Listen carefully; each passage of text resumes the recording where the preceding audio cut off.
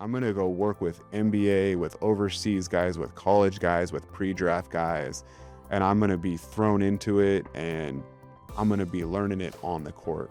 So we took the opportunity. Said something right there that is so valuable to anyone listening to this.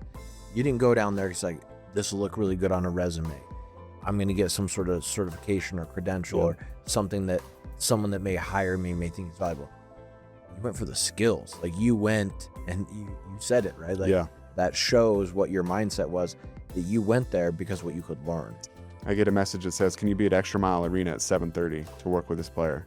Leave Capital, I drive down, I sit in Barnes & Noble parking lot, I pull up Synergy Sports, I pull up all the Dylan shot attempts on the year, I pull up all his turnover. I just start analyzing his game as quickly as I can, and I start to notice some patterns in how his shot has changed versus when he's making shots and when he's missing shots. And he dissect everything possible, and I show up to this workout and I tell him, hey, I've watched every single one of your shot attempts this year. This is what I think you do well when you make the shot. This is where I think you're missing shots. And he, again, played for Mick Cronin. Like, he's done it. Immediately that earns his respect.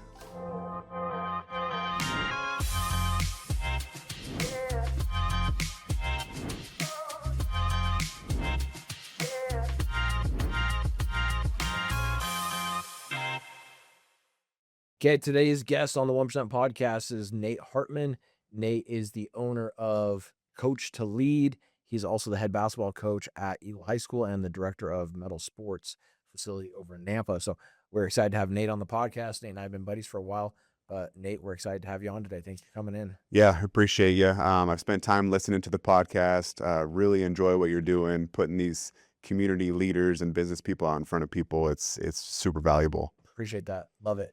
Nate has a really unique story. As Nate and I become buddies, like, it's been fun for me to see him and watch him grow in his career, new opportunities come about, and watch everything that you're doing. And so I wanted to give you an opportunity to share what you're doing, what you're working on, share with the audience. Obviously, just recently hired as the new head basketball coach at Eagle High School. So I'm sure we've got a bunch of Eagle people that are going to tune into this and want to hear, okay, I want to hear all about this guy and get to know him. So it'll be good. So let's just kind of start in where I start every podcast. Let's start from the beginning. Tell us about your family of origin, where you grew up at, how you grew up at, all the stuff. Yeah, I had an amazing childhood. I grew up in Pocatello, Idaho, so I'm a local kid. Mom, dad, and I have one older brother, about 3 years older than me. My dad was born and raised in Pocatello. My mom was from Minnesota. They were raised completely different. Okay. My dad was very traditional. He was the youngest of three. He has two older brothers. His parents were raised in the church. My dad was raised in the church. So a very traditional LDS background there. And then my mom, on the other hand, born and raised in Minnesota. Her parents divorced when she was young. And she went through, I don't even know if I fully know what she went through growing up, but her parents were divorced, so she was with her mom. And her mom bounced around different marriages, different guys. They moved around all over the state of Minnesota. I think, and I wish I knew exactly, but, I don't think she went to the same school consecutively in elementary. I remember her telling stories about, we just cut the mold off the cheese and ate it. And we found the cans that we had and we ate it. And so just, you talk about like different backgrounds and kind of stories colliding. Yeah. Just so different. So my dad, goes to high school, Highland High School, goes on his mission. He's actually mission companions with my father-in-law, which we didn't know until very later on. Wow. And then he comes home and goes up to Rick's College, BYU, Idaho now. And my mom's story was, basically, so her mom had been a member of the church. My mom had been baptized, when she was a little bit older. They kind of went when things got really bad. Yeah. So she knew what it was, but also knew nothing about it. And so in high school, she said her friends, upon graduation, kind of, maybe ditched her or just kind of started being mean. And she kind of felt like, I have nowhere to go. I don't know what to do. What are my next steps? And her mom again, who always was struggling and always had drama, drove her to Rexburg and said, "You're going to school here." Wow. And my mom said, okay, like that is what it is. And during their time up there, they got to know each other, started dating and got married. But I remember my mom saying, my grandpa Hartman, she had a great relationship with him, and my mom's dad is great, and they have a great relationship now. But through the years, I think her mom kind of kept her away from her dad a little bit, and there's half siblings and full siblings Yeah. and just a lot of things going on. So I think my mom found a lot of stability in, someone who was raised, with more stability, and a father that and mother that were there and were present and were, kind and loving and had all the needs. So yeah, just a marriage of two very different stories. And I remember hearing about it growing up, and didn't think much of it, but now of course being married and thinking about, man, how difficult, and how interesting that would have been and was. And then, but also for my brother and I, like, we never knew. We never knew. It was just mom and dad, and they were raising us. And my dad worked hard. He worked for Campbell's Soup, Okay. for years and years, as a retail business manager. So he traveled a little bit to Utah, but he was very present in our lives. He coached all our sports teams, and everything was sports. And so that's how my dad and I bonded. I remember him saying, even in early years, I'd wake up, get the bottle, and we would watch SportsCenter together, just as a baby. And I think my first word was ball. Yeah. So it just grew up. Sports was, the way we connected, and really the driver from as early as I can remember. And then my mom, stay-at-home mom, and then she later started teaching preschool out of our home. So she was, 20 years an entrepreneur, teaching preschool, getting kids in and out of our home. And, when I got the head job at Middleton, the Blackwell boys had gone to preschool with my mom. Oh, okay. So I started just getting these random connections of like, hey, I went to your mom's preschool X amount of years ago in Pocatello, and here we are both in Middleton. Yeah. So just thinking of her kind of service and selfless service and love, and what she did to help the family, have what we needed. Just huge shout out to her, and she was a go-getter and someone who worked really hard and solved problems and got things done. I swear that having a stable, loving, consistent mom Yeah. adds so much structure and stability, and is really just like such a, I guess, an advantage to any kid that's able to grow up in a situation like that, where you have a mom that's able to pour into you from a young age, and just creating that consistency at home and that balance, and you know what to expect when you get there. You're not wondering where your next meal is going to come from, if there's any food at home or not, or not having to cut the mold off the cheese, Yeah. so to speak, right? Yeah. Like, just not having to do those kinds of Yeah. things. I think that for those of us that were fortunate enough to not have to go through that, you don't know anything different. It's not until you get older and you meet other people that maybe didn't have that, and see other experiences of people that have to live without that, that you really start to realize, like, wow, like, this is really an unfair advantage in so many ways, right? Just like having a Yeah. healthy, stable, consistent mom at home. Yeah, just I mean, absolutely critical to my success and my dad as well. And then I really saw the other side of that. I went on my mission. I graduated high school, had some opportunities to play college basketball. Ended up deciding to go on a mission. I went to the Fort Lauderdale, Florida. It was Spanish speaking, so I was thrown right into the middle of Miami. Little Havana was half our area, and the other half of the area was a ghetto called Overtown. And so I just talk about, like, just humble, Places that you usually hardworking, only see on loving Grand Theft people. Auto, that, That's exactly you're where I was living actually there going to go life, next. right? El Portal was an area that, like, that was like a Grand Theft Auto type scene in Overtown. And, walking across, there was a bridge that kind of took us from Little Havana. And the Cubans all thought we were police officers. We're riding around on bikes. We got on a tie. We speak terrible Spanish. And they just think we're like white Cuban police officers. And then we cross this bridge and go over into Overtown, and we stop at this gas station to get a drink, and the lady's like, "You guys can't be here. You cannot be here." And we're like, we're just, we're good. We're getting a drink. We're using the Easy club restroom." And she's alcohol, like, just trying to help "No, people. you should go. Like, you're not safe here, and this is not a place that you guys should be." And at that point, I'm like, this is awesome. Like, I'm in the middle of Miami. This is where I wanted to be. Like, Yeah. we're fine. We're untouchable. Yeah. And we're out doing the work. And so, God's going to protect us. yeah, Good. yeah. And we were fine. So, yeah, just kind of saw the other side of it there first, on my mission, just really seeing like very humble, hardworking people, in the middle of Little Havana in Miami, and then also working in the ghettos down there a little bit as well.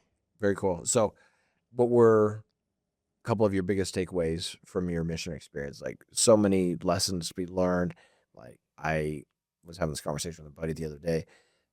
In my opinion, you can't quantify the value, like the monetary value that going on a mission brings you. Just the training, the leadership, doing hard things, being separated from your family, like just dealing with all the adversity and everything, challenges, Yeah. having doors slammed in your face, like being independent, like all those sorts of things. You really can't put a price tag on it. But it's also different for everyone. Everyone has unique experiences. You connect with people. You're able to help people change their lives. You see a change happen in your own life. Yeah. If you had, like, looking back in retrospect now, a couple of things that you really felt like you gained from your mission experience. Yeah, I think people skills was number one. Just like you said, I mean, we're out talking to everybody. Sometimes you're almost begging to talk to somebody. You walk by somebody in the street and you talk to them. You go knock on a door and you're trying to talk to them. Find somebody at the church, or you pull up to a stoplight. You're just talking to people and connecting with people. And so I think that would be number one, is just people skills and understanding people, how to ask better questions, was a big one for me. Try to get them talking, and then in turn, listen to them. And then of course, just the resilience factor and like perseverance. It was hot and it was humid. It's the same weather down there every single day for the most part. It's 88 degrees and 100% humidity, and there's probably going to be an afternoon just absolute downpour. So then you're soaking wet from sweat, but then you get soaking wet by the rain, and then the humidity after that.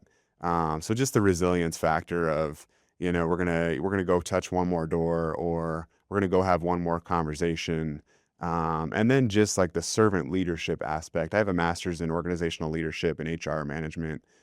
So I studied like different types of leadership, and there's a couple that stood out to me, but one of them was servant leadership.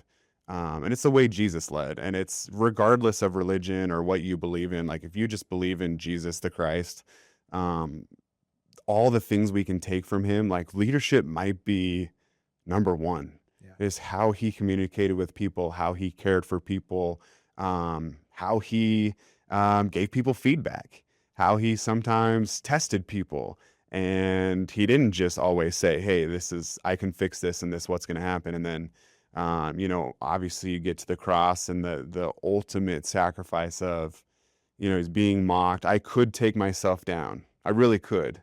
And that's what the people are telling me to do. If you are who you say you are, then take yourself down. And he was, nope, I'm submitting. So really just that side of it as well. People followed him because he served other people. Yes. Followed him because he loved people. People followed him because of what he taught and how he communicated with people, and how he showed love and compassion to people.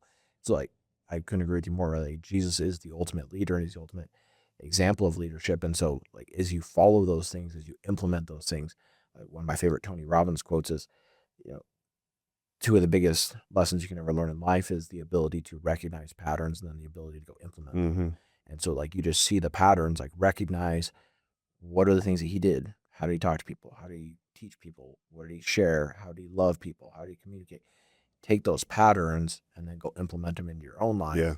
And then see what happens. Yeah. And so, like, when you're trying to do that all day, every day for a long extended period of time, has a powerful impact on you, right? Like, you're helping other people, but ultimately, like, the biggest outcome of a mission is what it does to you. Yeah. Just how you change, how you grow, and really the skills that you come back with. I think as you're entering in, then you're kind of early stages of college, right? But I feel like you come back with skills, these people skills, these hardworking skills, if you had to learn a language skill, leadership of having responsibility for other people and being in charge of them and having to train and help and coach and teach. All those things. So huge. Communicating with adults, right? You're largely communicating with people that are older than you are. Yep. So you're having to learn, like, what they want, whether it's in, like, leadership structure of things like within the church or in the mission, or to just people that you meet every single day. Like you have to learn how to communicate with people at a high level. And so, no, it's awesome. Like I honestly tell people, like, anyone that's debating about whether or not to go, like, you go, and the benefit that you'll get from it, like, I went and earned a bachelor's degree, went and earned a master's degree, and those things are not nearly as valuable in what they taught me as a mission was. Like, all of them compounded. There's been a lot of things I've learned from that and a lot of great takeaways, but in all, like, you couldn't go trade a mission for anything else, in my opinion. So agreed. Okay, so let's jump in. Like, what ends up happening after that? So you come home from your mission, start into school. What point do you meet Shay? Like, how does that take off? Yeah, this is probably where the story gets interesting. So I come back home from my mission, wanted to play basketball, but I had an injury, a back injury, a leg injury, that I was kind of fighting through. So I just came back, went to school at BYU, Idaho. My brother was up there. I had some cousins up there. So we roomed together and had a great time. But I started going through school, and I started studying business management. But I know I want to coach. I know I want to be a basketball coach, but I'm not sure, one, really how to go about it at that point. Two, we don't have school-sponsored sports there. So typically, I go to Boise State. I'm not on the team. Well, I can go be a student manager for 4 years, and then I can hang on the next 2 years and be a GA, take on some more responsibility, be over the managers. And then from the GA position, now I've got really like 6 years of fairly valuable experience at the Division I level. I can go get an assistant job at a D2 or something, or maybe at the D1 level, director of ops, and I can kind of climb that way. One, I didn't know what to do at that point, and two, like the sports programs weren't really available. And I also wasn't sure how it would be taken, as I'm trying to date and trying to meet people, and even amongst, and again, my parents were very supportive, but again, if I go and say, hey, I want to be a coach, it's like, what do you mean? What's your plan? And I didn't know if I had one. So that was always in the back of my mind. I touched on earlier, like, sports were my life, what I was passionate about and where I felt I could be good. So I wanted to be an athletic director early on. I felt like that was, maybe more noble to say and a more career path. Well, it's kind of funny to think that, like, when you're so young, and I see this all the time, you're influenced by the people around you, right? Like, you become the sum of the people you spend your time around. So for a kid that grows up going through high school and all your teachers and administrators and counselors and people around, like, oh, you got to do something. You have to go to college. You have to get some sort of predictable job. And there's only like these 20 or 30 or 40 jobs to choose from. Yes. And it has to fall into one of those categories. Yes. Like, and you even think back, like, I'm older than you are, but like, I even think back, I graduated 21 years ago from high school, which doesn't seem very long ago, but you're rewind back to, like, going through high school. And it was, you have to go to college, you have to go into one of these career paths. But so many of the careers that exist now did not exist back then. Correct. Right? To say, hey, I'm going to go build a coaching platform that I'm going to go do online. I'm going to connect with thousands of people all over the country, all over the world. They're going to watch my content. I'm going to help teach them. I'm going to help coach them. I'm going to help them become better coaches. I'm going to go do that, and I'm going to monetize them and make money from this. Like, yeah, they would have thought you were crazy. There's no way. You're a dreamer. You're crazy. That's not going to work. And you should get a real job where you get a predictable paycheck and you get an outcome and you get some health insurance and correct. Yeah. And that would, and ultimately, and it was, my dad had good intentions, but he just kind of said, like, hey, go get a business degree. Yeah. Because that's what he did. Yeah. And it's what he understood and correct. And it's like, and so I started just kind of almost flying through college. I always tell my wife this, and I tell kids this now, slow down a little bit. Like, you don't have to, I tried so hard to get through it, graduate, and make money. And you can make money while you go to school. There's other things you can do. I did do some internships through college. I wish I would have done some more. So I started in the business program. Most of the kids in there want to work at Walmart headquarters. That's kind of the deal. BYUI has this path to Walmart headquarters. A couple kids have went. So it's, I want to work in, and I want to be in supply chain for them. I want to work in marketing for them. And if you didn't want to do that, you almost felt a little bit like, why not? Like, like, well, I'm not, am I good enough to be in this program? Do I fit in this program? So I kind of kept it quiet as I started going through the program. Like, there was one guy that kind of did some sports business stuff and tried to take you on some expeditions to, like, the winter meetings for baseball. and do some things, but it just really wasn't there. So Yeah. I just felt like I can take this into my own hands. I'm very, very motivated. I'm very disciplined, like thinking of my Clifton strengths, discipline, accountability, responsibility, motivation, focus. And now that I understand myself better, I understand kind of why I took the path that I did, where I was just like, it's on me. Almost to the point, like I'm psycho enough to like make up things in my head that people, like Kam Wheeler doesn't think I can do this. You never said that to me. But I kind of have that in my head. Like I'm going to go prove that I can come out of here and be like a Division I athletic director, and just kind of like make up little stories in my head to kind of motivate myself. Michael Jordan did it too. For sure. Maybe that's where I got it Yeah. from. But Tom it's Brady just, too, right? yeah, Oh, like what'd you say about me? What'd you do? Okay. yeah, All right. yeah, That's like all I needed, right? and Yeah. it just helped me like have this chip on my shoulder as I went through, and was kind of a little different.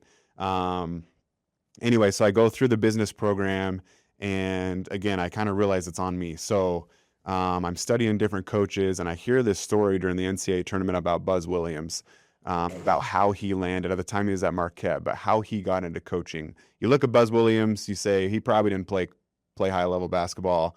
And long story short, he had sent out a bunch of handwritten notes to coaches just asking for a chance. And that's how he ultimately got the name Buzz, because he just buzzed around the programs. He wouldn't go away. He was just always there. He was sweeping the floor. He would really do any job. And I hear this story while I'm watching this game, and I'm like, that's it. A light bulb flips for me. So I look up Division I schools by state. I have an entire list of them, and I go through and start looking up the athletic staff directory, and I start emailing the ADs directly. Maybe could have gone through a different channel, but I'm like, I think my best shot is just reach out to AD. So at the end of it, I had sent 310 emails. I skipped some states because I just got tired of doing it. I skipped Mississippi. I think I skipped the Dakotas because I just was like, I'm tired of doing this. I need to get these emails out. And I there's don't some wanna live there states, anyway. correct. There's some states like I'm okay with not being there. And I type up this email, and I start sending these emails out to people. And next thing I know, my phone's ringing one day while I'm making lunch in my apartment, and it says Tuscaloosa, Alabama. And I'm like, there's no way. There's no way. Alabama's calling me. So I answer, and it's athletic director Bill Battle. And he says, man, I appreciate this message so much from you. I've been in your position. I've sent emails, letters. I've grinded through. I don't have anything for you at Alabama. We saved that for our graduate students. But I just want you to know you're doing the right thing. You're on the right path with this. And we hang up, and that gives me my first, like, I'm on to something. This could turn into something.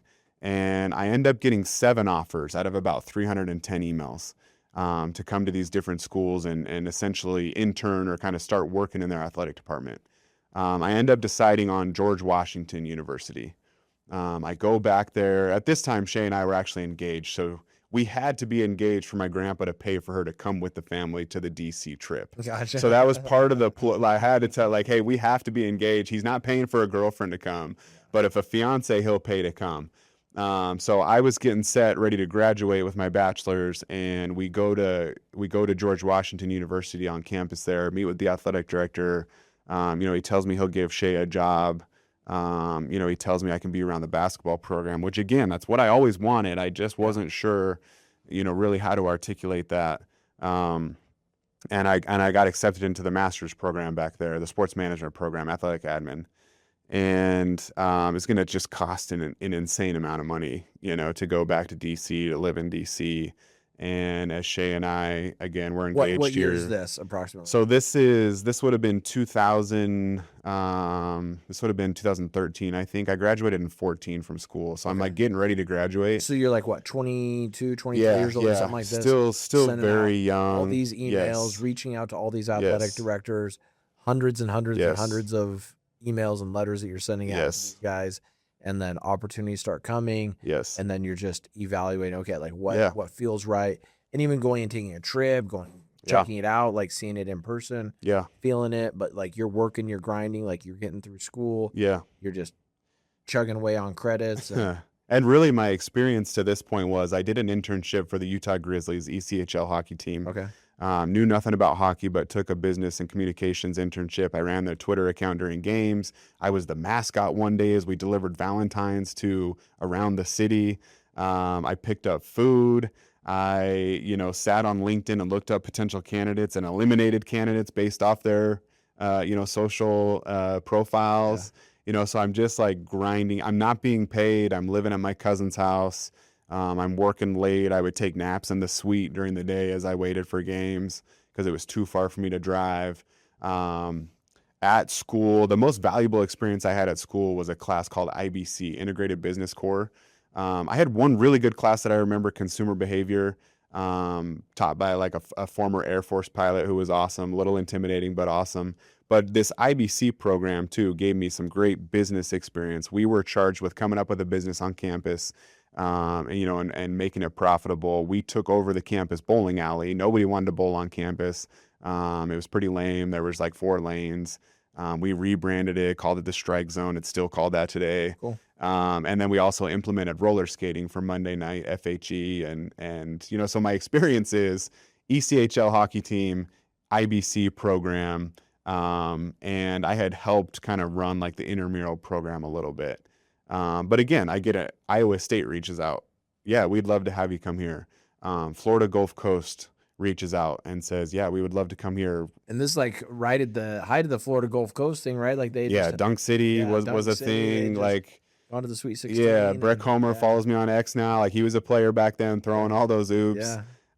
So that would have been an awesome spot. And anyways, as Shay and I start discussing, we were planning our wedding for August, thinking about DC. I ultimately decided to go to Weber State and take an internship at Weber State, so I could stay close. Her and I could still, see each other and get our plans done. So I go down to Weber. I live in a studio apartment right by the Air Force Base. Again, for the summer, I'm completely volunteer. So I'm draining my bank. When I left Weber State, I was down to $1.38 in my bank account with a wedding plan for the next month. But again, it gave me experience. It turned into, they offered me a GA position there to stay in the athletic department. I was also interviewing for jobs at Nike. Me being young, I anticipated I was going to get this job at Nike and told Weber, like, hey, I'm going to try not to put them out. Like, the intention behind it was good, but I should have just waited. Told them, like, hey, I'm going to take this job at Nike. It goes to this other guy. And so Shay and I get married, and then my coaching journey begins at Idaho Falls High School. So really, like, through college, through these experiences, I actually end up in a coaching opportunity at Idaho Falls High School. So how did that opportunity come about? Like, where did you connect with them? Yeah. And maybe really quickly, so Shay is from Southeast Idaho. She grew up in the Snake River, Blackfoot area. Yeah, Shay is from, she's from Blackfoot. It's a Blackfoot address. She went to Snake River High School. All great things hail from Blackfoot. Yeah. From Blackfoot as well. So that is actually Blackfoot girls. Yes, there's nothing like, Shay's the most incredible woman in the world. Like, she grew up on a farm. So you talk about work. She did work that I went out and worked the cows one day, and I'm like, I'm done. I'm good. I experienced it. I don't want to do that. Shay can do anything and everything. She can fix anything. She can problem solve anything. She's tough. She was a 2-time state volleyball champ. She played basketball. Just like the coolest woman in the world. And I was in the friend zone with her for a long time. That's maybe a different story, for a different day. But, yeah, just super awesome. She is the reason, I am who I am today. And she's followed me through all these coaching changes. We've moved a ton. This coaching journey, I do wonder if she knew me going to Idaho Falls, if she knew what that would turn into, if she would have been like, yep, sign me up for that. She actually found me the job at Idaho Falls High School, said they had an assistant job posted. She's like, you've said you've always wanted to coach, like, go do it. And I was like, okay. I had just started a master's program at Colorado State online, in organizational leadership. And I jump on at Idaho Falls High School. The head coach, Howard Hart, actually had some connection. My dad actually was born in Idaho Falls, and so lived there for a few years, and they knew the Hart family. So he had known my name and had coached against me when I played at Highland. So there's a little bit of a connection there. Yeah. He hires me to be the head freshman coach. I'm 23 years old. Haven't coached before, but I have this group of freshmen that pretty talented, and we're 5A at the time, which is the new 6A. So we're playing in the biggest classification. I take this freshman group. We practice at 8 o'clock at night. We're in the Aux gym every night. We're finishing at 10 p.m. at night. Some nights I wait until 10:30 because I was just so excited. And little did I know these kids are, 14 years old, and mom and dad are waiting for them in the parking lot. Like, what are we doing? Get them out of there. But I'm just having the time of my life coaching this group. We go 17-3. Our two best players or talented players out of that group got moved up. So it gave some kids an opportunity to step into roles that, maybe they weren't ready for or used to. And I just saw these kids develop, and I just felt something. So what I'll say now is coaching for me is a calling. Or Phil Beckner used to tell me, like, you got to find what is your burden, like not your calling, like what burdens you, what keeps you up at night, what do you think about? And for me, it was my burden is to serve our youth and these kids through the game of basketball. I'm not going to take a youth group camping and teach them how to set up the tent and tie knots, and like, it's just not who I am. Feed the cows, stalls, and that kind of stuff. And I knew that wasn't me, but I just felt this like fire and burn and passion for developing these kids. Coaching players and building leaders is the term I use now with my Coach to Lead player dev business. Like, the ball will stop bouncing for these kids. But I have so much opportunity as I coach them to get better at basketball, to coach them to be better boys, to be better men, ultimately, to be better husbands, and to be better fathers. And I'm probably playing a small role, but I'm playing a role. And so this coaching fire and passion is just lit underneath me. I tell this group, like, you guys could be state champions. I'm at Idaho Falls High School. They have not won, now, a storied program, but it has been years. Yeah. Like, they haven't been relevant in 30 years. Many years. They had a 29-year title drought, if I remember right, by the time we won the state championship. And again, numbers are painted on the wall, but it's all from the 50s, 60s, 70s, 80s. And there had been nothing there. So I'm telling these kids, like, you could be the group to win this thing. And then, long story short, my wife takes a job at ISMI up here in Boise. I take an HR manager corporate job at Target. Shout out to ISMI, Dr. Kern, who's done all my knee surgeries. Hey, there we go. Awesome. Yeah, so Shay was an employee there. She absolutely loved it. I kind of get into the corporate world just because I was coaching, like, I wasn't providing at the time. So I graduate with my master's, I take a job at Target, and I cannot get coaching out of my mind, my chest, I'm following coaches, I'm talking to coaches, I'm living in that world, I'm watching games, I'm still watching film, I'm writing play, I'm watching these boys from afar at Idaho Falls. And so I have the chance to go back their senior year to Idaho Falls High School. I reach out to Howard, I say, hey, if I come back, could I jump on staff? I took a job, took a pay cut. I left the HR world, which I really enjoyed. I took a pay cut and went to a digital marketing agency called Get Found First in Blackfoot. They actually are awesome. If you guys have the chance to look them up, do it. Michael Johnson and Katie Harris, Michael Tamanaga are incredible business people and do a great job. I learned so much there about business working in that job. But part of the deal when I took that, I said, you got to allow me to coach. I'm coming back here to coach. We didn't want to live in East Idaho. Yeah. But it was a chance to go back to these kids and be there for their senior year and to just feel this passion. So they allow me to do that. So I live in Idaho Falls. I work in Blackfoot. I'm driving about a half an hour. I'm starting work at 7 a.m. I'm leaving at about 3:30, driving to Idaho Falls High School to get there right at 4. So I'm ready for practice. By the time Howard and I, we sat and talked forever after practices. So I'd get home at 6:30, 7. And I'm just grinding through, like, again, I'm like 24 years old at this time, still 25, still really young. But we win the state championship at Idaho Falls High School. We dropped to the 4A level, but we beat Madison that year at Madison when they were a power. They lost in the title game that year to Bora, to the Magnuson and the Bolt kids. Yeah. So they were loaded. They didn't lose at home. We went up there and beat them at their place. We beat Rigby at their place when they were still loaded and really good. Like we had a just this remarkable run. We won 15 to 16 games. We won 7 games in a row. We lost to Twin Falls twice, and we end up drawing them in the first I round. was gonna say, tell us about the going through that So state title run. yeah, so again, just this experience that like I I knew we were gonna win. I just kept telling the kids like, you have to believe we're gonna win. I don't know if they did or not, but I just was like, I was just too naive to even think like we wouldn't win. Which is like honestly like such a blessing. And I tell people, Yeah. when you are young, there are certain attributes that you have that use them to your advantage. Like Yes. being naive Yes. can be a blessing.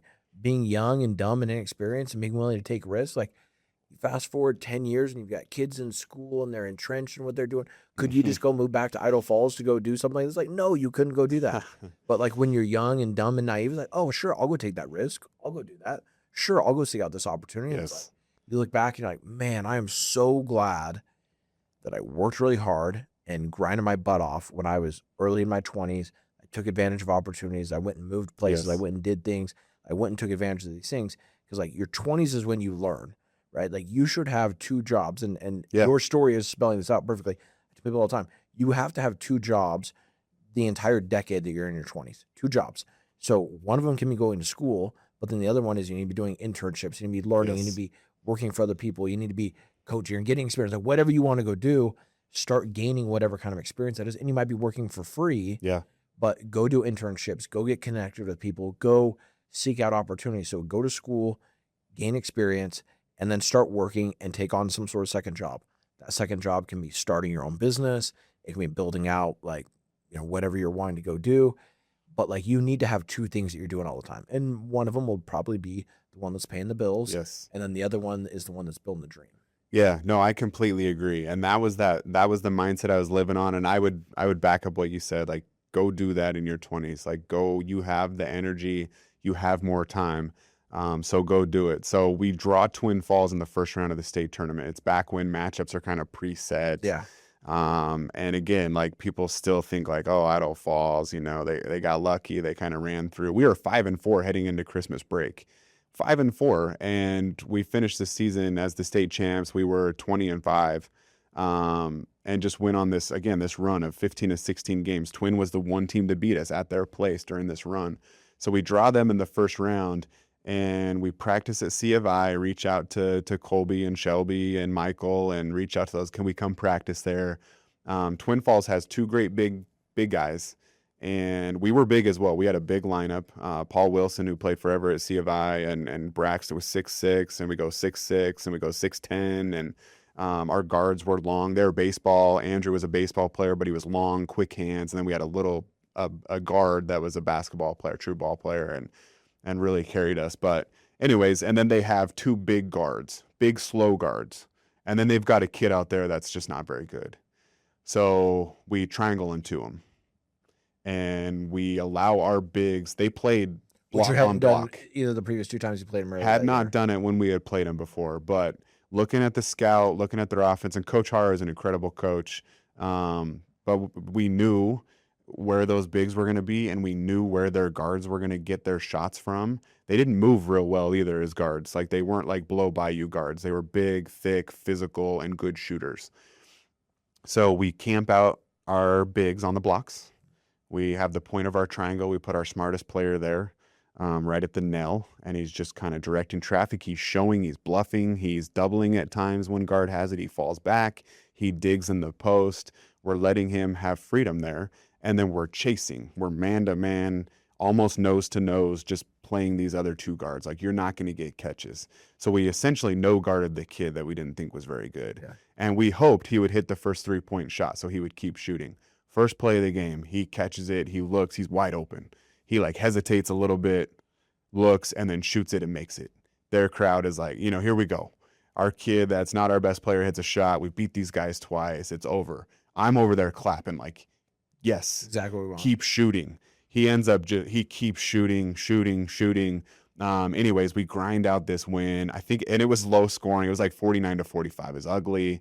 low scoring. We draw Valley View the other night. People are still picking against us. Amaro Lotto is playing for Valley View, just an absolute scorer. I've been actually chatting with him quite a bit recently as he's pursuing opportunities. But again, we're playing Valley View. Ryan Lundgren's the head coach, great coach. But we know with this group, if we let Lotto take 30 shots, he's going to score a bunch of points, but nobody else is going to touch the ball. Nobody else is going to score. So we kind of let him get his a little bit. Like we dog him and we make it tough and we're trying to contest all his shots, but we're trying to make him a high volume guy. Well, we win that game by about 11. So then we go into Preston. Preston's a heavy favorite. Preston, I believe, was going for 3-peat, maybe 4. I think it was 3 though. Again, no one's giving us a shot. Here we go. Little old Idaho Falls. We beat Preston in overtime. We break this streak of 29 years. We send 3 kids to go play college basketball. And, you know, the next year we followed up with another 20-win season. We go back to state again. And then the next year was the COVID year. Coach Hart got sick, got cancer. He's fine now. But I took over on an interim basis during the COVID year. We bumped back up to 5A. When that season was over, I got offered to be the head at IF, but I got offered to be the head at Middleton. And we had wanted to come back over here to the Valley. So I took the head job at Middleton High School. Tyler Medeiros, just coming off of Yes, state they championship, had just won. really great program. Yep. Schools ascending, areas growing quickly. Yeah, really attractive opportunity. Yes. And I knew, I know Andy Harrington and had talked to him quite a bit in the past. And Bring back Tyler Medeiros, who was a good player. Tyler's there. Owen was back. Gravett, which was huge. Michael Day, who was playing at NNU, was back. Sawyer Hansen was back. Like we had some big bodies. We had a ton of talent. So took that job. We come over here. So at this point, how old are you? You're like 26, 27? Yeah, I think 27 or 28, which the AD eventually asked me once I had accepted the job, like, hey, how old are you? Because I don't look, I already look young on top of being young. Yeah. And I tell him, like, I'm 28. And he's like, oh, okay. Like, okay. And I'm like, hey, yeah, you were going to potentially cross some HR there. So I appreciate that. So again, young. But again, I'm just fiery and fired up. And I feel like I'm one of the best at this. I just do. I've put in the time. I had started working with Phil Beckner at this point. Joined his mentorship program. So for those who don't know who Phil is, kind of explain. Yeah, so Phil Beckner, man, if you have the chance, look him up. He is one of the most sought after player development coaches in the country. He runs Driven Basketball right now. But his career, he's from Arizona, coached and taught in Arizona at the high school level, and then basically took an unpaid job at Weber State. Same thing, kind of reached out. But Damian Lillard was at Weber. I think Phil was there 7 years. So Damian came through at that time. And Phil was Damian's guy. He was the one, walking him, getting him to class, making sure he's there, putting in the extra work with him. And then Lillard gets drafted, I think 6th. So he's in the lottery, just outside the top 5 out of Weber State, out of the Big Sky Conference. Yeah. And, it just, people start start looking at the coaches and Phil, kind of takes off a little bit. He ends up taking a G League job with the Thunder with Mark Dagnall, who is, about to win his potentially second, back-to-back championships with the Thunder, coach of the year there. Well, Phil and Mark are coaching together. Now Phil's working with, he's there when Harden, Westbrook, and Durant are there. Granted, he's on the G League side, but again, he's in this with Sam Presti. He's in this organization, what many would say is the best run organization, in the NBA. And he leaves there and goes, he realizes, he loves developing kind of the underdog guys and the college kids. So he goes to Nebraska. Then he comes to Boise State, and he's the associate head at Boise State. And I guess a little detour here again. I've been reaching out to people for years, just shooting my shot, so I do it with Phil. I'm reading a book from Dave Anderson called Unstoppable. It keeps talking about Phil. I know who Phil is because I had interned at Weber State. So I tag Phil on Twitter, like in this quote, and he DMs me on Twitter and he's like, who are you? And what are you doing? Where are you coaching? What do you want? Kind of like what? And I just tell him like, hey, I want to coach. This is who I am. This is what I've done. And he invites me to Boise State's practice. So I go down, I watch practice. He comes up, he sits by me. He gives me a practice plan. He talks to me a little bit. Leon Rice comes up, sits by me. talks to me a little bit, asks if I have questions. And then after that practice, Phil put Chandler Hutchison through a workout, who was also a first round pick. He got picked by the Bulls. So I watched Phil work out with Chandler, and then had just kept touch with Phil through the years. Phil moves back to Phoenix, starts his own player development business. And I was in Phil's mentorship group, just getting poured into, like, learning so much. And that's ultimately why I left Middleton. So we make this run at Middleton. We win 25 games that year. It's the most in school history. We won 18 games in a row, most in school history. Came up short on the championship. We lost to Isaac Davis and Ike. And which phenomenal group. Yeah, just a phenomenal group. It felt like that was the state championship game. And they got us that game. We took the lead with 3 minutes, 56 seconds left on a Talmadge Stuckey score. I can still see it. I can still see the score. And then Isaac, took over the game at that point, and they got the win. And we won the third place game to get our 25th win. So, and then I was there one more year, but then I had this opportunity to go work for Phil. And I had been cutting film behind the scenes for Damian, for Anthony Simons and Mikal Bridges. So Damian plays the Utah Jazz. My job is to go in and clip all his shot attempts, all his three-point attempts, all his assists, all his turnovers, and any fouls that he drew on the defender. So the next time he plays Utah, so I'm clipping this into about a 4-minute deal. So the next time he plays Utah, he can just pull up this clip and say, okay, what shots did I get against their coverages? How did they play me? Who was guarding me? Where was he fouling me at? And so I'm doing this all behind the scenes. And then Phil gives me a little bit of kind of back end work with I was running his Twitter account. I was trying to help grow his mentorship group. So we started out with like 15 guys, got it up to 35 coaches and business leaders. Did some email marketing for him on the back end. Like, my whole business experience is in digital marketing. Yeah. So I'm like, yeah, I can take this on and help you here. And he's paying me a little bit of money to do it. And then he eventually says, like, hey, if you wanna come down here and get on the court with us and our guys, that's an opportunity for you. So kind of in between this, like, I had taken our Middleton group to Section 7, and I went and watched Phil work out Damian while I'm there. And, so there's like all these touch points. And finally, I was absolutely torn on leaving Middleton, because I did think we were building something, pretty special there. And it's a special community. I live there now. But I have this opportunity to go work with one of the most sought after NBA player development coaches in the world. And for me, it's, what skills am I going to go learn from Phil? Like, what skills am I going to add? And again, like, I feel like I'm a pretty good coach, but also, like, this is going to make me better. This is going to make me different. So Phil's kind of nonprofit and whole motto is be better, be different. So he's like, you either got to be better or you got to be different. If you're both, you can be elite.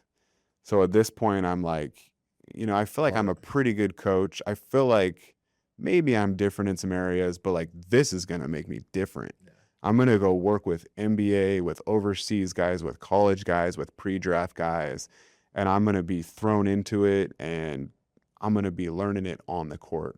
So we took the opportunity. And I want to interrupt you really quickly, because you said something right there that is so valuable to anyone listening to this.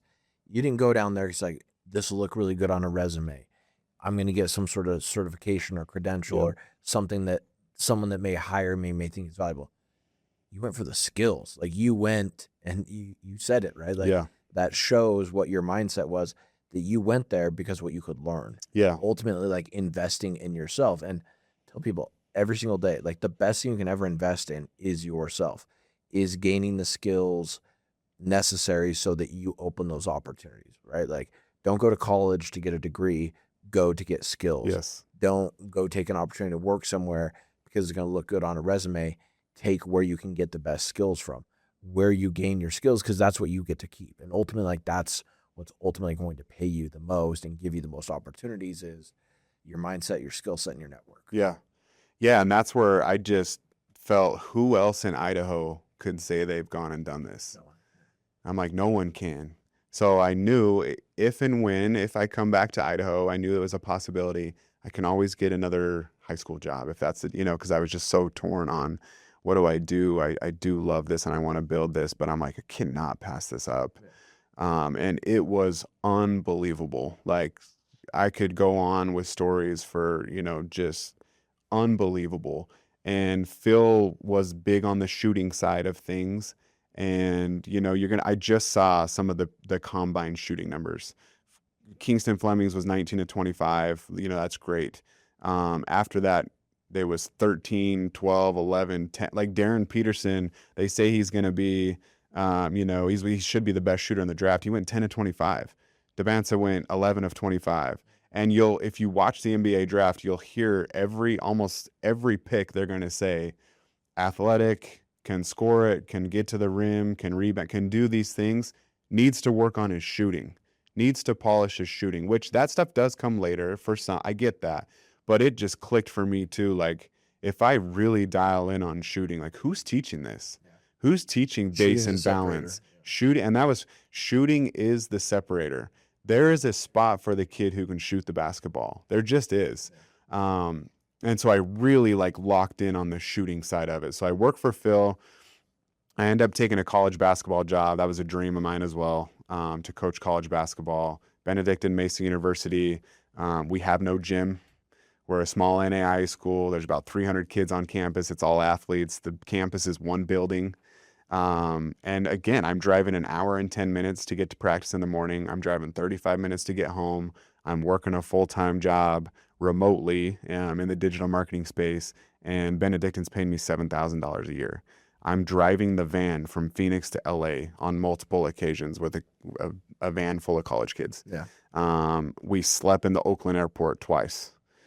We sat at a Denny's or an IHOP, whatever one, from midnight to 3 a.m. So we didn't have to sit at the airport.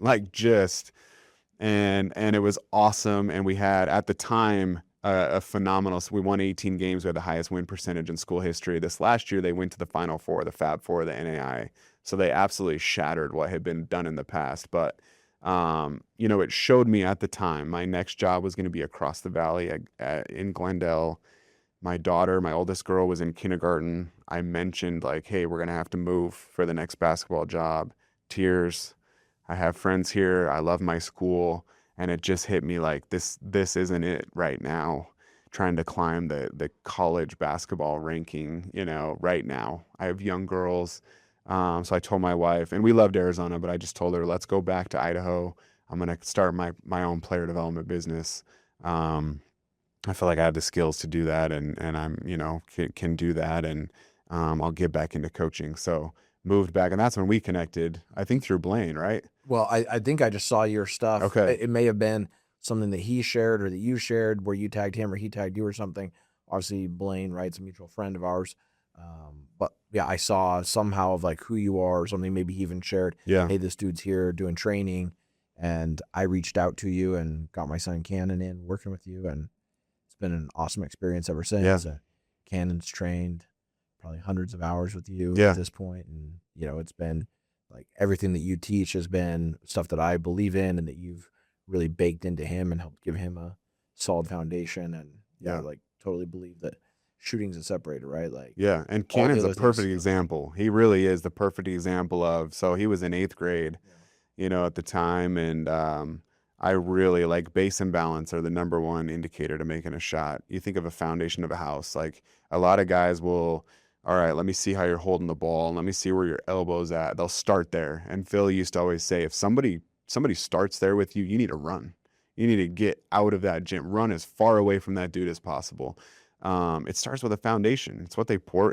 What if your house foundation is poor? The exterior looks amazing. People can't, this is the most beautiful home in the world, but the foundation's poor. It's not going to last. Going back to what Jesus taught too, right? The man that built his house upon a rock versus building it on the sand, right? Sure foundation. So with Cannon, right away it was, hey, we're going to just absolutely dominate your base and balance, your belly button and below. We're just going to absolutely crush. And so in my training sessions, a lot of people, so a couple things that I preach. One, don't get bored with the basics, what you think is basic. Don't get bored with that. Kobe talked about, how do you have such great footwork? It's so simple. And he's like, I don't get bored with simple. I do it every single day, and that's why I'm the best at it. And so I preach that to my athletes, and it's not for everybody. Not everybody will come in there and do it every day. It's boring. I don't want to watch. This isn't going to look good on a video, and I want to be through 17 cones and do something crazy at the rim, and that's fine, right? It is what it is. But my thing is also be great at the things that happen a lot. I've coached high school basketball, college basketball. I've worked with pros. I've been in it for, over 10 years on the coaching side. I've trained, over 400 sessions. I've watched many, many, many games, girls and boys. There's things that happen a lot. Catch and shoot, coming off a pin, coming off a pick and roll and shooting, getting downhill and scoring off one move. Like, not usually it may be like I'm working with Max Keller right now on a one move, a one change direction, keeping his chest to the hoop instead of turning his back. But then one dribble and score. It's not dribble, change direction, dribble, dribble, dribble, change direction again, dribble. It's too much. Your coach is probably going to pull you out at that point. You've killed the offensive flow. There's going to be no spacing. You've probably turned it over at that point. So Cannon, from day one, we just hit this stuff, hit it.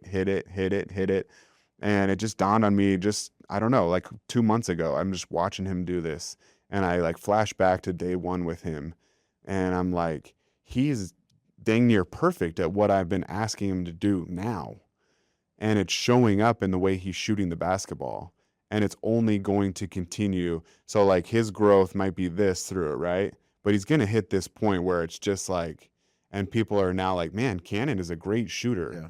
Well, you don't know what, and again, it's not all me, I'm not saying that, but you don't know what kind of work he's put in and what he's bought into in terms of developing the things that happen a lot, right? Like he just crushes the base and balance portion of it now. Now he's getting stronger, just physically. Yeah.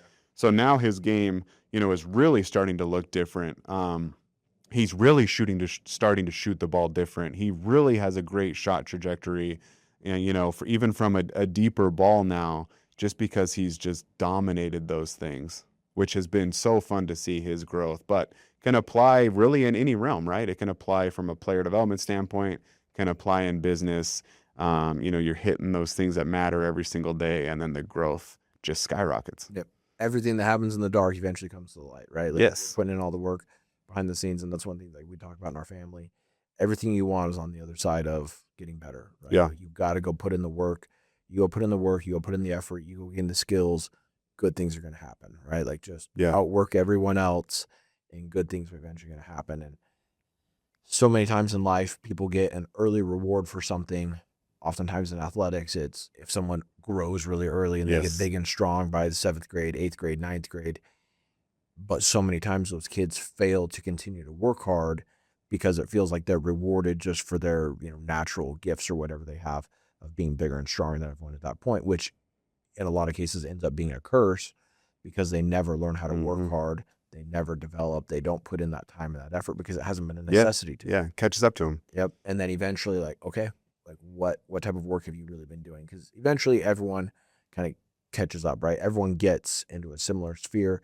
Obviously, I have some kids that are transcendent athletes, but chances are most people are going to catch up to you size-wise, height-wise, athleticism-wise, and then what have you done to go separate yourself beyond that? Right? And the same thing is true in life. Like whatever advantages you think you have in life, there's going to be other people that are going to have those advantages. And especially now, where we live in this global economy, where you're going to have people that are going to compete with you from all over the world. How do you go beat those people, right? Because what may have been good enough in your small little regional sphere is no longer good enough because now there's different tools, it's a different game.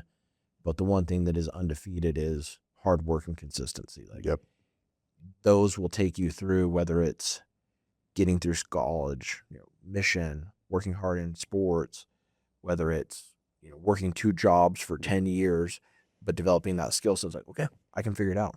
Like whatever it is, okay, the game's changed now. Things are different. Technology's different. That's okay. I can figure it out. Like, it's just the next thing. Just the next skill to learn. It's just a new way to adapt.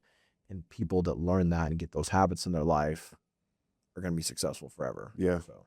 No, I completely agree. Okay, so let's talk about your coach to lead business. Yeah. And I want to get into getting hired as the head coach at Eagle High School. So let's talk about that. So as you're building up your business, we talked about you came back here, building up, doing training, and your social media stuff like takes off, but you put a ton of time and effort into that. Yeah. So I launched Coach to Lead. I really launched it in 2019, just kind of as a website idea, kind of an opportunity to kind of share content, share some leadership things, and kind of get my name out there a little bit. Just start networking a little bit more through my online presence. Again, I'm in the digital marketing world, so it's that's the realm that I go. But as we move back here to the Valley, I turned it into kind of a player development training business. Um, and so again, like the motto for me in that is it's not for everybody. We do things a little bit different. Even as we handle the basketball, like really my goal is I'm building them to be a stronger, more consistent, um, and a better shooter, even as we're handling the ball. There's things that I'm looking for in their posture. I'm looking at their height of handle, which is going to affect as they come off the bounce. There's 3 levels to shooting. Most kids can catch and shoot off the spot up. The next level would be off movement, flares, pins, zipper, whatever it is that you're coming off of. You're sprinting, you're catching, you're squaring, you're shooting. And then third is off the bounce. And a lot of kids struggle off the bounce, even at the college level, even at the pro level. Yeah. Not everyone can do it. It's not for everyone. Tough a shot. Yeah. It's hard, but the problem is kids don't dribble the ball hard enough. So you watch if I'm dribbling a basketball and I'm barely dribbling the ball, what happens? My chin and my chest drop. I lose my posture. So you think of a wide receiver, you think of a linebacker, you think of a shortstop, you think of a catcher. There's all these different stances in sports. But what about a basketball player? Now, there's a defensive stance for sure, but what about on offense? What's the stance? What's a shooting stance? What does that look like? Um, and again, in learning from Phil, it's like a boxer stance. Like we're down, we're strong, our hips are down, our knees are slightly bent, we're shoulder width apart. We're just like sitting down in this spot, ready to fight, ready to push through our shot, ready to finish the shot. So again, like as we handle the ball, I'm on them about how to handle, like pound the ball, break the floor, get it up here, go watch Devin Booker, SGA, watch Ant Edwards, watch where they dribble the ball. It's not down here, right? It's not, especially if as they're coming off ready to shoot, that ball's coming back up so they can maintain the posture. One, your release on your shots way quicker when you can dribble it back up, catch it, and shoot it. You don't have to, um, pop your neck and your chest up, then try to go shoot. Two, you add more variables to missing that shot if you lose posture. I'm dribbling down, my head's down. Well, now I got to pick ball up, pick this up, find rim. Like you've slowed it down and you've just added the likelihood that you're probably going to miss the shot because there's too many moving pieces in that. Then so there's really 5 areas that I focus on: our ball handling, our change pace, change direction, footwork, finishing, and shooting. But I tell them everything that we're doing is going to make you a stronger, more consistent shooter.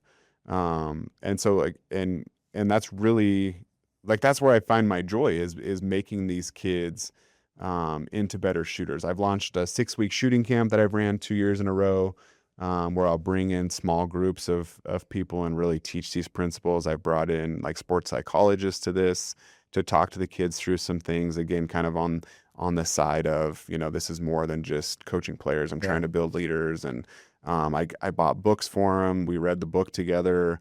We talked about it and really tried to build this little cohort of kids to be better shooters, but also, grow as humans. And I've always kept it to be a pretty tight-knit group. I've been pretty selective in who I take. I haven't worked with a ton of younger kids.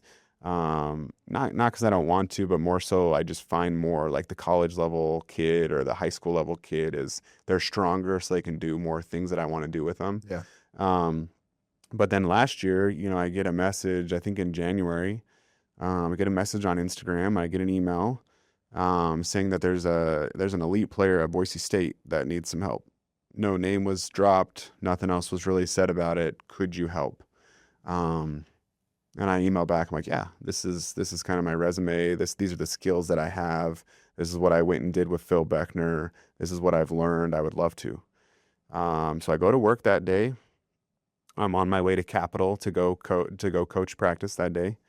And I get a call from this individual that tells me the name of the player, tells me what's going on, and again, kind of just filling me out. And I tell him what skills I have, confidently say like, I think I can help this player, and give me a shot here. And so I go to practice at Capitol. I get out of practice and I get a message. So it's about 5:30.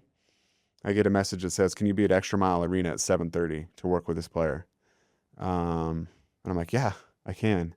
So I'm not going to drive home at this point. I leave Capitol. I drive down. I sit in Barnes and Noble parking lot. I pull up Synergy Sports. I pull up all of Dylan's shot attempts on the year. I pull up all his turnover. I just start analyzing his game as quickly as I can to get as much information as I can With like heading no into this notice. session. Yeah. Yeah, 2 really. And hours. I'm hungry. I want to eat. Like I have something, but I'm just like locked in on, I need to at least watch every one of his shot attempts. And I start to notice some patterns in how his shot has changed versus when he's making shots and when he's missing shots. And he was a 3-year dude at UCLA. Like he can play. Yeah. He's a big time transfer for Boise State. Shot it well early, but is going through this stretch of 15 games that is just not him. And so I dissect everything possible, and I show up to this workout and I tell him, "Hey, I've watched every single one of your shot attempts this year. This is what I think you do well when you make the shot. This is where I think you're missing shots." And he, again, played for Mick Cronin. Like he's done it. He's a senior. Like he's going to probably be an overseas guy or potentially fight for a two-way, something like that. And he's very coachable, and he immediately, that earns his respect of, okay, like you've already put in You're some right. Put time in with effort. me. Yeah. And so while I'm doing this, I'm taking notes of where he's getting his shots and how he's getting them. So I'm not just walking in saying, "All right, let's shoot 10 shots here and then sprint up and shoot a shot here." Like I'm getting him shots out of the offensive action that he's getting. Drew they'd play pick and pop. Drew would drive the nail. Dylan would get this kind of float, or this like drift away three, kind of a little bit of a step in for him. And so we start repping shots that he's getting in games. And she paid me for one session. Like, we're going to see if you know what you're doing. And it goes really well. And I get, the GA afterward is like, "Hey, I think that went well. I think he, appreciates that and liked that." And I talked to the lady who contacted me, and she says, "Hey, we're good. Like, let's do this. We want you there when we want you there." And I'm like, "Okay." So there were times I would dip out of, I was an assistant at Capitol last year. And so I would jump out of practice 15 minutes early, drive down to Boise State. We would watch film together. We would spend time on the court together. If you had a game the next day, we were a little lighter. If he didn't play for a couple of days, we were a little heavier. But he had 15 games prior to us working together. He was shooting 26% from the field and 25% from three. 17 games after we started working together. So nearly the exact same shot attempts, almost the exact same games. He was shooting 46% from the field and 35% from three. So it wasn't a 26 to 28% jump. It wasn't 25% from three to 29%. Like you're like, "Oh, okay." Like he made a few more shots. He made significant jumps. He was the 2-time National Player of the Week. Had a career high at the pit in New Mexico, 33 points. They go down to the pit and win, which does not happen often. Yeah. And he just was making shot after shot after shot. And again, a very talented player. So I'm not saying it was all me, but there were things in there that I saw, that I could recognize, that I could pull out, and then that I could get him to do on the court that, one, would probably most importantly just get his confidence back. He needed to get some confidence back to see some shots go in. Also, during the season, it's hard to give individual attention to players. They're trying to win games. They're on the conference grind. They're coaching the entire group. They're scouting. They're walking you through things. He needed some individual attention, probably from somebody outside that could look at things through a new lens. And so again, there's been some changing and defining moments throughout my basketball career. And working with Dylan was one of them that just really like changed things for me and really opened up my mind to like, hey, I could do something with this, not just, yeah, I'm here in Idaho kind of doing my thing here and there. No, I love it. I want to hit really quickly on 2 last things before we wrap up. Yeah. You and I have been buddies for a couple years now, so I'm aware of this in that way. But for those that may not be aware, you lost your dad Yeah. just over a year ago, just hit the 1 year anniversary of your dad's passing. Yep. How are you a different person today than you were before? Man, yeah, and I'll try not to. I'm glad you saved this to the end because I'm going to try not to feel that. But yeah, we just hit the year mark, and dang, it he waited for a lot of things in life. He waited to get a truck that he wanted. Um, he worked really hard and built retirement, and he had plans for when he retired. You know, this is what I want to do. I want to visit these stadiums, and I want to get a motorhome, and I want to travel with your mom a little bit. And they were going to move up by us. I decided to go to my real estate license so I could sell their home and get them in a home up here. You know, they were going to come move by us and live by us and watch the girls grow. He wanted to watch the girls play sports. And, you know, he waited for some things, and then he died. And he wasn't supposed to die. And he died, and it just really, for me, changed, like, what am I waiting on right now with my family? You know, their money, it gets tight at times, and I wait, and I say, like, man, we can't do that. Like, we can't go do that. We can't pay for that right now. It doesn't make sense. But I have an 8-year-old and a 5-year-old. Like, you got to go do the thing. They're gonna be gone before we know it. Like, I just think of how quick life has passed by since even having kids. And so really, I think the biggest thing with his passing is just it's changed my life perspective in you know, one, like, what is really important and what's not.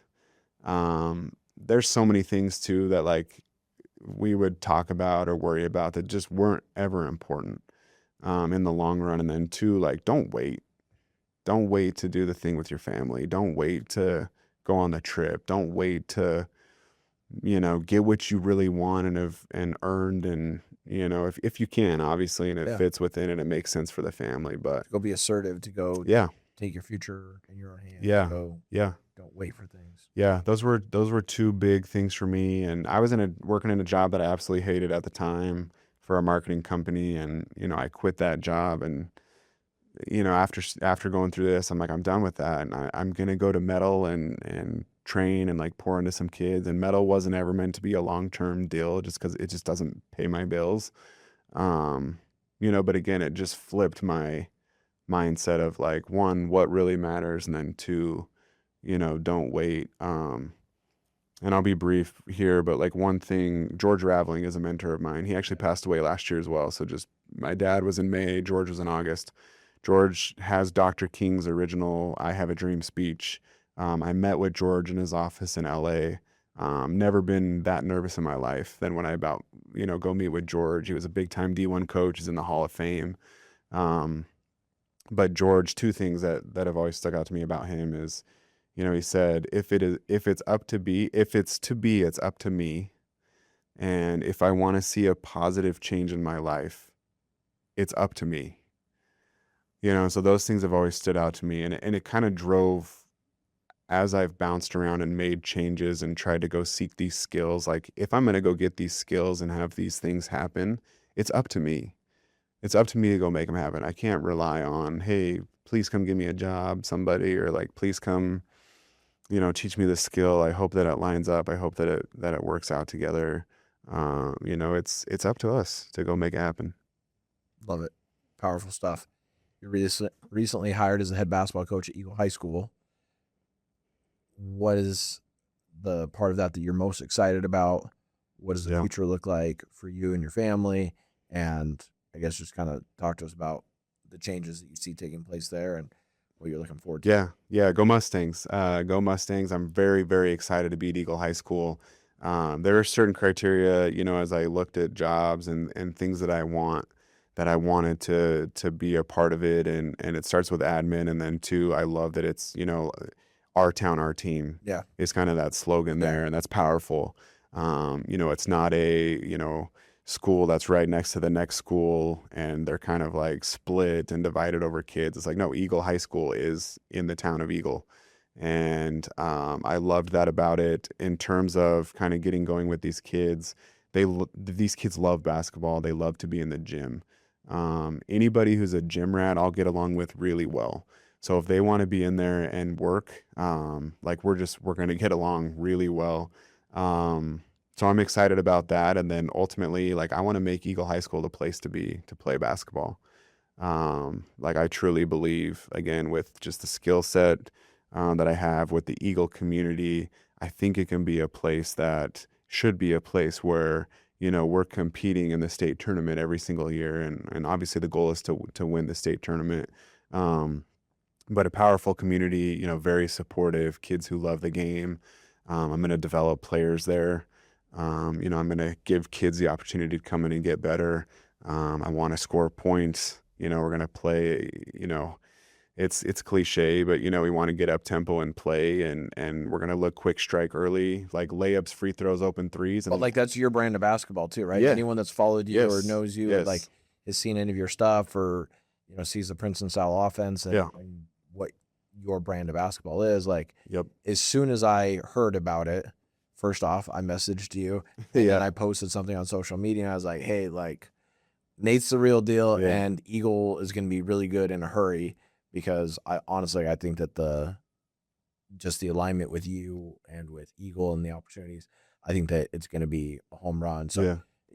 anyone out there, like you heard it here first, like I'm just telling you right now, like, you know, they have some talented players. I Yeah. know several of them. My son Ken has trained with them, and so Aiden and Yeah. you know, they have a number of really good kids coming through the program. So you guys have a lot of good runway and good things happening, but like a ton of community support, admin support. Like they want to win. Like they Yeah. want to win. Yeah. And They that wanna be matters, great. right? Like That totally matters, right? yeah, like what are we doing? We're not keeping, and I get it. There are lessons that need to be learned through high school athletics, but also there's a scoreboard. Yeah. And like if I lose every game every year, like eventually it's like, hey, you need to go. We need to get Yeah. someone in here that can win. And so like we're there to Hey, win. we're not here to play school. Yeah, right? Like, yeah, we're yeah. here to And it's play way sports. more Yeah. fun, right? Like basketball is fun, but it is way more fun Yeah. when you're winning games. Yep. And so we'll play, you know, like conceptual Princeton style offense where we'll teach the kids how to make reads and how to play to the next action instead of, you know, you have to be here, you have to go here, you have to do this. And, you know, at ATOs, dead balls, then yeah, we'll come out and run something specific and be in certain calls. But for the most part, like I want these kids to, you know, give them some solutions. And then this summer, hopefully, you know, we'll progress and they'll start to just know the answers to the test as they go. They'll start to read the defense. They'll start to, it might be messy at first through the summer as we figure some of that out. But the kids are excited to jump into that style and play a little bit. Well, I had 5 or 6 parents reach out to me, you know, as soon as they heard about it and they knew that we were buddies, and it's like, hey, like, what can you tell me about Nate? And so I had a number of conversations with people, and it's virtually the same every time. Like, hey, like Nate's a rock star. I've never met anyone that wasn't a rock star on day one that later became one. So either someone's a rock star, they're not, and you know, it's clear that through your preparation, your hard work, everything that you've done to get yourself to this point, like, you know, you're a rock star, and you're going to be a rock star. Appreciate it. And I think it'll be home run. And so Yeah, it's fun for me because I have so many friends that, you know, have kids that are gonna be in your program or coming into your program. So I'll be excited to see what happens. So if people want to follow you, if people want to connect with you, how can they best do that? Yeah, Twitter and Instagram, it's at Nate Hartman _. On YouTube, it's Coach Nate Hartman. You can just search me there. Hit the subscribe button there. I'm trying to get to 25K. And then my website is coachnatehartman.com. Again, just a bunch of free resources there. I love to connect with coaches, with business people. I consult college coaches on offense and implementation. So, you know, if it gets out in that realm, I'm happy to do that there. And looking forward to connect. Shoot me a message, and we'll go from there. Love it. We'll make sure we connect all those in the podcast as well. Cool. Nate, appreciate being here. Absolutely. Thank you.